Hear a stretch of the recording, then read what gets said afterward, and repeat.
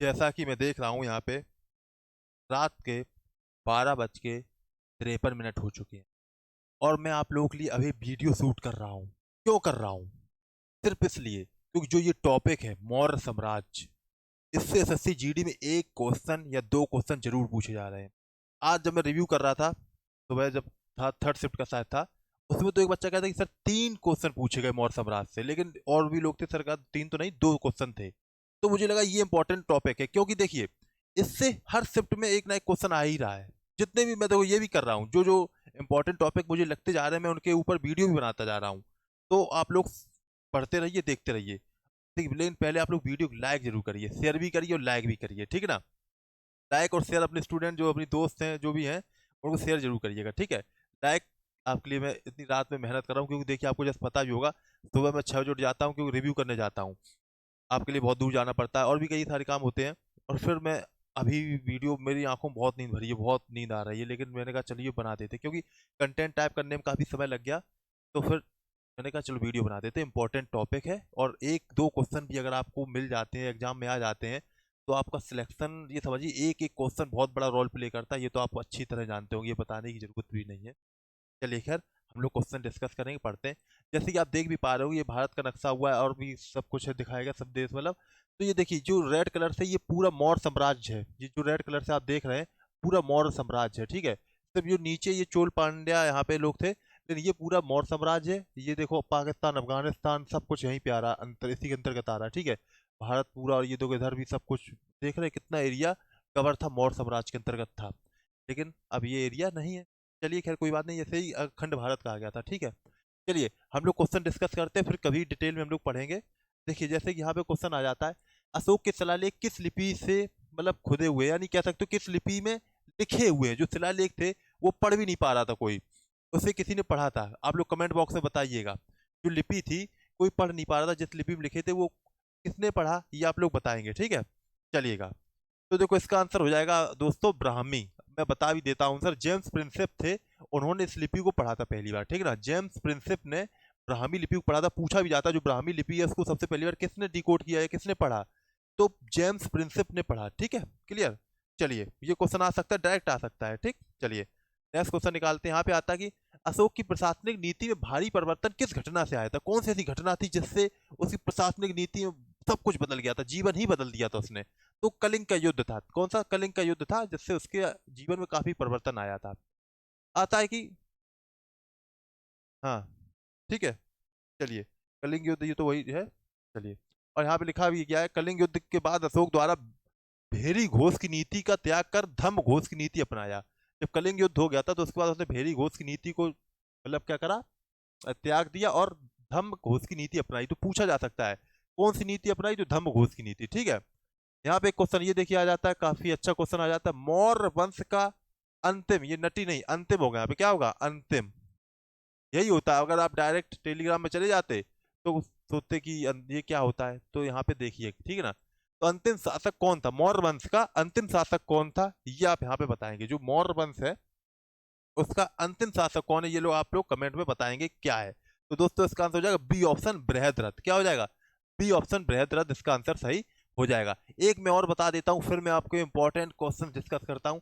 एक चुपचाप test series आ चुकी है, ये बहुत पहले से चल रही है, लेकिन मैंने कर दिया क्योंकि क्या ना भाई, बहुत सारे लोग मेरी टेस्ट सीरीज चुपचाप बेच भी रहे थे, ठीक ना? चुपचाप बेच भी रहे थे, चुपचाप मैं खुद बेचता हूँ, लेकिन बहुत से लोग इसका फायदा उठा रहे थे गलत।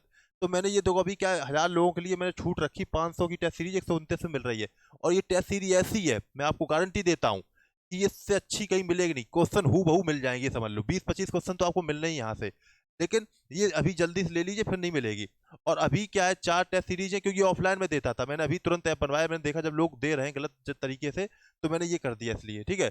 तो अभी आप लोग ले लीजिए 4 टेस्ट सीरीज, फिर दूसरे दिन अपलोड हो जाएंगी। तो आपका 3-4 दिन में सारी टेस्ट सीरीज अपलोड हो जाएंगी।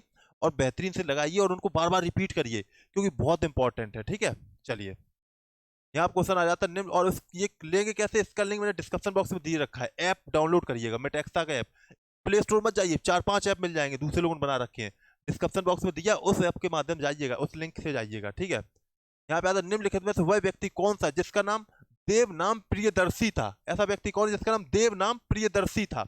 मौर्य राज का अशोक, मौर्य राजा चंद्रगुप्त मौर्य, गौतम बुद्ध या भगवान महावीर? ये देखिए बहुत अच्छा क्वेश्चन आता है, बताइए कि निम्नलिखित में वह व्यक्ति कौन था जिसका नाम देव नाम प्रियदर्शी था? ठीक है, तो चंद्रगुप्त मौर्य हो जाएगा इसका अंदर। ठीक है यहाँ पे आता है यूनानियों को भारत से बाहर किसने निकाला? जो यूनानी थे उसको किसने भारत से बाहर निकाला? तो चंद्रगुप्त मौर्य ने ही यूनानियों को बाहर निकाला था। ठीक है, जल्दी जल्दी इसलिए कर रहे हैं जिससे कि आपके ज्यादा ज्यादा क्वेश्चन हो सके कम समय में। अतः चंद्रगुप्त मौर्य ने अपने अंतिम दिन कहाँ गुजारे थे? जो चंद्रगुप्त मौर्य थे उन्होंने अपने अंतिम दिन यानी जब खत्म होने वाले थे, जिनकी मृत्यु ये कह सकते हो कहाँ पे हुई? ठीक है, तो इसका हो जाएगा आंसर श्रवण बेल गोला हो जाएगा आंसर। क्या हो जाएगा? श्रवण बेल गोला। ठीक है, यहाँ पे आंसर आता है बिंदुसार का पुत्र कौन है? कौन था, सॉरी, बिंदुसार का पुत्र कौन था? तो क्या आंसर हो जाएगा? अशोक। यहाँ पे आप कहोगे सर जी अशोक, सिर्फ अशोक है? सुनने को आता 100 बच्चे थे इनके, 100 बेटे थे, लेकिन यहाँ पे ऑप्शन में जो है ना वो अशोक दिया गया है, तो इसलिए अशोक यहाँ पे कहा जाएगा। ठीक है, वैसे तो उनके और भी बच्चे थे। बताया जाता है कि अशोक ने अपने 99 भाइयों की मतलब कत्ल किया था, कहते मारा था या उनका जो भी किया कह सकते हत्या की थी, तब ये सिंहासन में बैठे थे। ठीक है अब आता है चंद्रगुप्त मौर्य का पुत्र कौन था? चंद्रगुप्त मौर्य का पुत्र कौन था? अब यहाँ पे ये पूछा जा रहा है जो चंद्रगुप्त मौर्य तो उनके पुत्र कौन थे? बिंदुसार थे। चंद्रगुप्त मौर्य के पुत्र कौन थे? बिंदुसार। तो देखो मैंने यहाँ पे फैक्ट भी लिख दिया, बिंदुसार सम्राट चंद्रगुप्त मौर्य का पुत्र था। बिंदुसार को अमित्र घात की भी कहा जाता है, मित्र घात भी कहा जाता है, यानी कि कह सकते हो उनके कोई दुश्मन ही नहीं थे, ये संधि कर लेते थे ना, इसलिए संधि कर लेते तो कोई से भी लड़ाई करते ही नहीं थे। यूनानी इतिहासकार उसे अमित्रोचेट्स के नाम से भी पुकारते हैं, तो ऐसे भी क्वेश्चन पूछा जा सकता है, तो ये भी आप ध्यान रखिएगा। ठीक है, शायद थोड़ा साफ ना दिख रहा हो, लेकिन ये पीडीएफ जब मिल जाएगी तो मिल जाएगा, और मैं पढ़ा तो दे ही रहा हूँ, बता तो दे ही रहा हूँ। अतः मौर्य काल के दौरान शिक्षा का सबसे प्रसिद्ध केंद्र निम्नलिखित में कौन सा था? मौर्य काल के दौरान शिक्षा का सबसे प्रसिद्ध जो केंद्र था वो कौन सा था? उज्जैन, बल्लभी, नालंदा, तक्षशिला।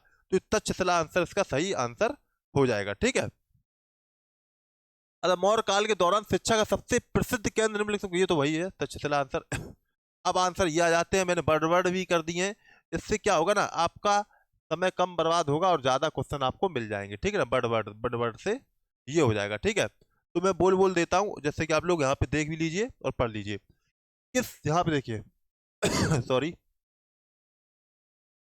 यहाँ पे आ जाता है, देखिए दिन भर बोल रहे हैं ना, कई सारी क्लासें ली और वहां पे रिव्यू वगैरह, तो गला थोड़ा सा बैठ गया है मतलब बैठ गया क्या, दर्द हो रहा है। किस शिलालेख में घोषणा की गई थी, की गई सभी मनुष्य मेरे बच्चे हैं? किसमें कहा गया है? कौन से शिलालेख में ऐसा कहा गया है कि सभी मनुष्य मेरे क्या हैं? बच्चे हैं? बताइएगा इसका आंसर। तो सभी को देख भी पा रहे होगे, तो इसका आंसर हो जाए प्रथम शिलालेख में। किसमें कहा था? प्रथम शिलालेख में। बराबर यानी गया जिला में की गुफाओं का उपयोग किसने आश्रय गृह के रूप में किया था? तो आजीविकों ने किया था। ठीक है, आधा कौटिल्य चाणक्य किसका प्रधानमंत्री था? जो कौटिल्य चाणक्य थे, कौटिल्य भी नाम उनका दूसरा था और चाणक्य भी था, तो किसके प्रधानमंत्री थे? तो वो चंद्रगुप्त मौर्य के थे। किसके थे? चंद्रगुप्त मौर्य के। निम्नलिखित किस शहर में अशोक के शिलालेख नहीं है? अब वो तो डिपेंड करता है ऑप्शन पे, वैसे यहाँ पे पाटलिपुत्र में उनके कोई शिलालेख नहीं पाए गए थे। ठीक है, चलिए और भी कर देते हैं यहाँ पे देखिए क्वेश्चन और अच्छे अच्छे क्वेश्चन आ जाते हैं। लिखा है कि किसने पाटलिपुत्र को देखो पोलीब्रोथा कहा? पोलीब्रोथा, तो ये मैगस्थनीज हो जाएगा। किसने कहा था? मैगस्थनीज ने पाटलिपुत्र को क्या कहा? पोलीप्रोथा। ठीक है, अतः निम्नलिखित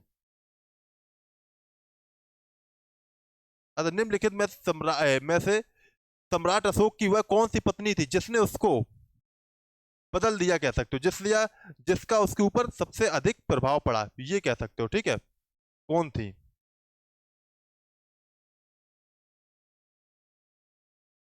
एक मिनट रुकिएगा जरा, ये एक तो हड़बड़ हो जाता है कभी कभार। चलिए, प्रभाव पड़ा। ठीक है, ये आंसर इसका हो जाता है। ठीक है, चलिए अब आ गया। ठीक है, प्रभावित किया, कह सकते हो प्रभावित किया। अब आता है कौटिल्य चाणक्य किसका प्रधानमंत्री था? तो चंद्रगुप्त मौर्य का था। ठीक है, आता कौटिल्य का पूरा नाम क्या था? तो विष्णुगुप्त था। कौटिल्य यानी चाणक्य। ठीक है, यहाँ पे आता मौर्य साम्राज्य की स्थापना किसने की? मौर्य साम्राज्य की स्थापना, ये क्वेश्चन बहुत आता है। ठीक है, आज पूछा भी जा चुका है ये, मतलब आज कह सकते हो 11 तारीख को ये पूछा जा चुका है। ठीक है, अब आगे भी आ सकता है, कोई बड़ी बात नहीं, ये ना सोचना कि सर जी अब ये पूछा जा चुका अब नहीं आएगा, ऐसा नहीं है, आ सकता है फिर दोबारा। तो आया चंद्र मौर्य साम्राज्य की स्थापना किसने की? तो चंद्रगुप्त मौर्य ने की। किस ग्रंथ में चंद्रगुप्त मौर्य के लिए बिरसल यानी निम्न कुल शब्द का उपयोग हुआ है? चंद्रगुप्त मौर्य के लिए बिरसल का यूज किसमें हुआ है? तो मुद्रा राक्षस में हुआ है। किसमें हुआ? मुद्रा राक्षस में। सम्राट अशोक द्वारा कलिंग पर चढ़ाई की जानकारी के लिए कौन सबसे महत्वपूर्ण स्रोत है? यानी कह सकते हो जो कलिंग में युद्ध हुआ था, जो कलिंग की चढ़ाई हुई थी, वो किस स्रोत से पता लगता है, ये बताया जा रहा है, पूछा जा रहा है। तो जो 13वां बृहत शिलालेख था, 13वें नंबर जो है वो बृहत शिलालेख है, उसके अकॉर्डिंग पता चल जाता है कि जो सम्राट कलिंग का जो चढ़ाई हुई थी वो हुई थी। ठीक है, किससे पता लगता है? 13वें शिलालेख से। ठीक है, क्लियर। चलिए और देख लेते। शिलालेख में किस राजा को देवनाम पिया या प्रियदर्शी देवताओं का प्रिय कहा गया है? तो सम्राट अशोक को कहा गया है। ठीक है। मौर्य यहाँ पे आता है, देखो मौर्य काल में गुप्तचरों का क्या कहा जाता था? जो गुप्तचर थे मौर्य काल में, उनको क्या कहा जाता था? उनको गूढ़ पुरुष कहा जाता था, जो सीक्रेट एजेंट होते थे। ठीक है, उन्हें क्या कहा जाता था? गूढ़ पुरुष। गूढ़ मतलब वैसे ही गुप्त होता है। ठीक है।